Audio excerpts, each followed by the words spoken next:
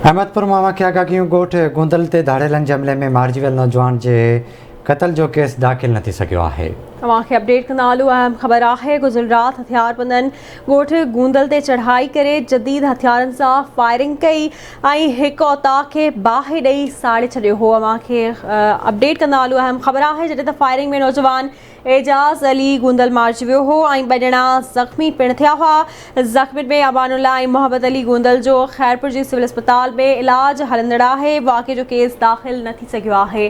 ख़बर मां सां शेयर कंदा हलूं। अहम ख़बर आहे, अहमदपुर जे ॻोठ गोंदल ते धाड़नि जे हमले में मारिजी वियल नौजवान जे क़त्ल जो केस दाख़िल न थी सघियो आहे। बिल्कुलु नाज़रीन, तव्हांखे आगाही पिया गुज़िरियल राति हथियारबंदनि ॻोठ गोंदल ते चढ़ाई करे जदीद हथियारनि सां फायरिंग कई ऐं हिकु औताक खे बाहि बि ॾिनी हुई, जिन त फायरिंग में नौजवान एजाज़ अली गोंदल मारिजी वियो हो ऐं ॿ ॼणा ज़ख़्मी थिया हुआ।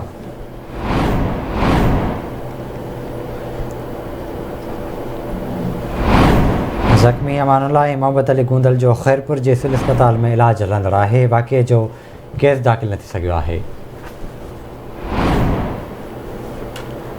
तफ़सील वठंदासीं अहमदपुर मां मासूम संदीलो खां। जी मासूम, आगाह कजो।